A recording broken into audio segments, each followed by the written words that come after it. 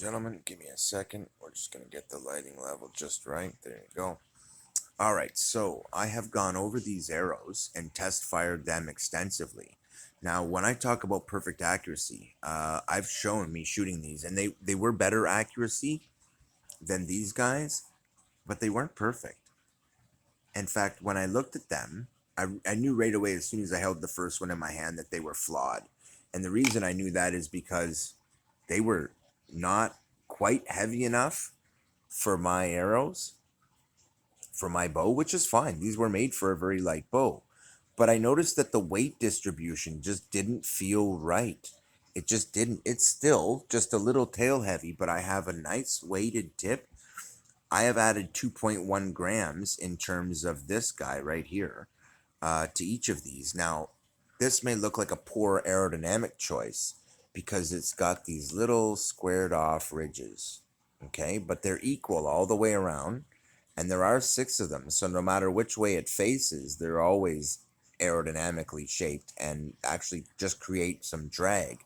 Adding the weight means they're going to go faster off the bow, believe it or not, in a lot of ways. They have more momentum. No, not so much. It will slow it down a little. Adding the drag will also slow it down a little. But given that these were actually coming off too fast quite often, um, helps. And they were jumping off the bow. The extra weight helps a lot with that and helps them to track more accurately through the air with that extra drag, believe it or not. A good deer hunting tip has a fair bit of drag built in and a fairly big surface area, believe it or not, and they're very accurate, and that's partly why. You want the right amount of drag. This actually helps with that. In addition, I've C8 in the back of it, a little extra in from the factory fitting. Now let's get on to the back of it. Now, these were originally like 4-inch fletchings, I think. I have the package here, and it specifically goes out of its way to advertise these fletchings. Well, if they were, let me just see where it says it.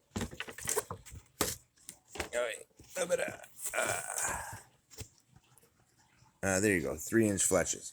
Okay, now the trick is if they were feather fletches, them being 3 inches long would not be a problem. But not only was the nose really light, but the tail was kind of heavy. And so I've corrected that problem. In fact, I found right away 3 problems with these arrows that were actually serious. They were noticeable. In the next video, I'm going to start showing you the shooting of these, but I've changed the tips. When I did this, I did a lot of shooting on the 3 of these arrows and tested the snot out of them and found they were better, but they still weren't that accurate. And I kind of took a look at the rest of them, and I ripped off one of the fletchings and I went to glue it back on. And when I glued it back on, I realized how big they were and how much weight they had in them because they're kind of a rubbery, plasticky material. And they actually are pretty tough, but they also have a fair bit of weight. I also didn't like the very long approach angle they had with the shallow height. You know, I that would be fine if it's feather because they're incredibly light, but these are fairly heavy. So I decided to try experimenting with shortening these progressively. So I basically have 3 different grades of these now, and I've been showing you the biggest ones. Those are the biggest fletches that I've decided to go with. And as you can see here, I've cut them down by a full inch, a full measured inch. So while they were 3-inch net before, I've gone to 2-inch in the rear with also a sharper come on angle closer to a 45 degree, which is nice and is proven to work. And I've then fired these and found they went from 3-inch groups down to 2 and even 1-inch group. These are now pretty damn accurate. So when I saw how good they were, I decided I would do some extra CA glue the tips in. Also, when I shortened them, I noticed I wasn't tending to rip them off anymore. And so what I've done is done, like I said, 3 different flavors of that. This one actually came out really nice, as did the tip. And I noticed that the first one I was showing you, one of the reasons I showed it to you is I actually expect it to be my worst one. And what you look for is imperfections. And I noticed that it had a couple. One is in this, and the other was not from me or my hand. It's the shaft is actually just slightly wobbly. It's just slightly bent. But as this lines up, I notice that where the tip imperfection lines up, the shaft is bending a little bit to the left when it's lined up, and the tip is actually offsetting that by bending to the right. And that sort of an offset is actually not a bad thing because it worked out that way. This is okay, but I'm surprised. Like you can see, it's arcing off to the left, to the right here, just the tiniest little bit, but the tip is actually arcing back the other way. And the two of those together make it so that this actually still fired okay. And I didn't notice it until after when I was looking at it really close, which is cool. In fact, I had to re-glue it. It eventually came off, but it flew just fine. And I found it was no less accurate than the other two. And in the end, the inaccuracy of them was coming from the improper weight distribution, too heavy a tail with too long a fletchings, and too long a come on angle. Those have more resistance. This is both lighter and keeping it more nose weighted in the nose, which is where you want it. And honestly, with feather fletches, I agree 3-inch would have been great, but I've opted for 2-inch here.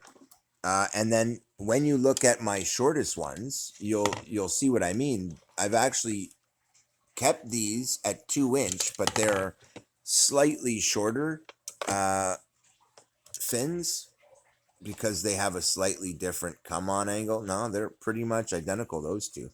They look different, but really, when you put them up side by side, they are so close, they are pretty much perfect to each other. So that's good. I like to have that symmetry. But then this one, I made even smaller. And when you really put it up against the other, you see how much smaller it really is. And while these are 2-inch, these are like 1 3/4 inch with a much smaller overall profile. But they fly amazing. So, in the end, this is the upgrades that I have made to these. They now have a totally different weight, and I'm going to show you that, and a totally different overall flight profile, but it is much, much, much more favorable. And now here's the trick. You can go and get arrows that are properly balanced, but they're more expensive.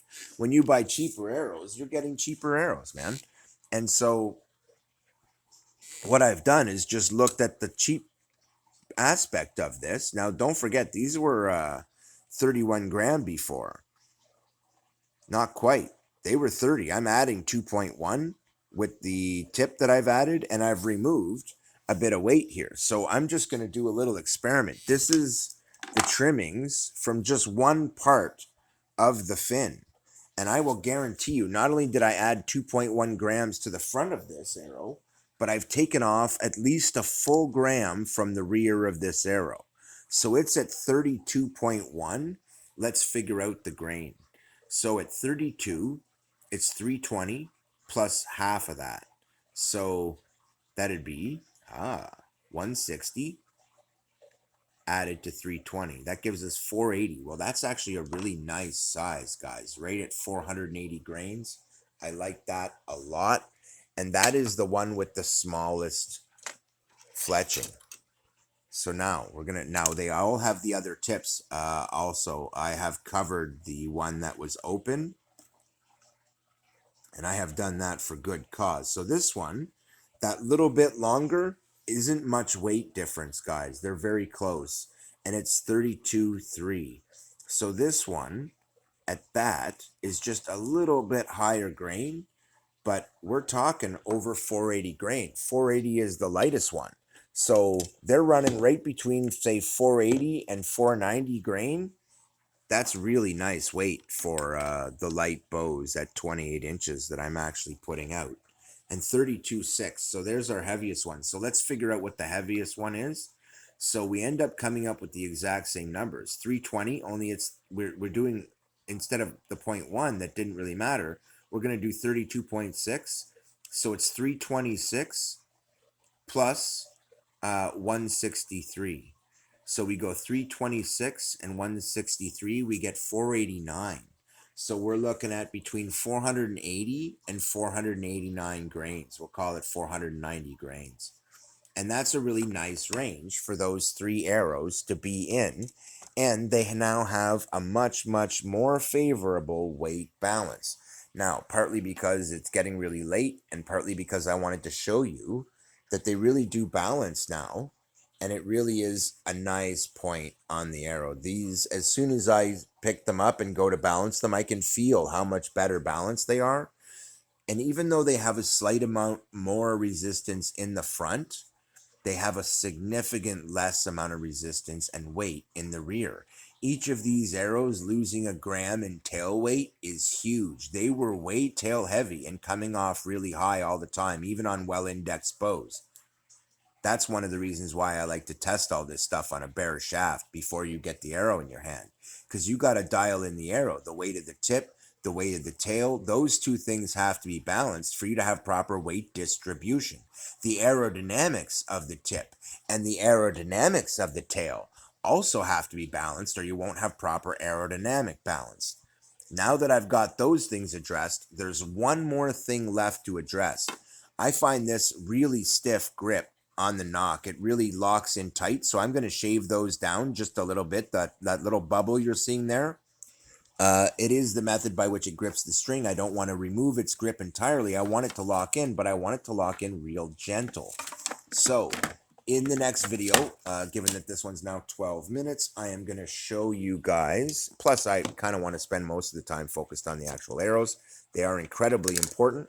And now that you can see the profiles and the weights of those, you'll be able to repeat that for yourself. All I've done is cut an inch off, 45-degree angle. Simple. Don't touch the back lines, guys, and don't touch this top edge, and you'll keep them all pretty much symmetrical. This one I've gone a little farther, but it's an insignificant difference in weight. It is technically a noticeable difference. It is lighter than the other arrows, and it will be faster, but it also means it's a little more nose heavy. It's one of the reasons I wanted to experiment with how nose heavy is okay. And so they are increasingly nose heavy as you go through with the smaller weights at the rear, because the weight at the front is all identical. They're the same target tips with the same automotive hubcap caps over top of that, and they work great. All I've done is re-CA glued the one that came off. I also reinforced with CA glue, not just inside here in every seam, not just the ones that were coming up, but in every seam. And then at the same time, where the stock fitting is here, I re-CA'd all those and just added to them, even though they hadn't come loose. One was looking like it was kind of going to come loose, so I just decided to hit it up just in case. I did not do the knock at the back. I found there hasn't been a need. They take so many hits in the back, and they do make these really secure. That wasn't a problem at all. And now, actually, I find these to be really good arrows that are actually very, very accurate, and I look forward to shooting them for you tomorrow. I do it right now, guys, but it's a little bit late in the morning, man, for me to be, bugging my roommates at 3 in the morning by shooting arrows in the living room at a target is bad.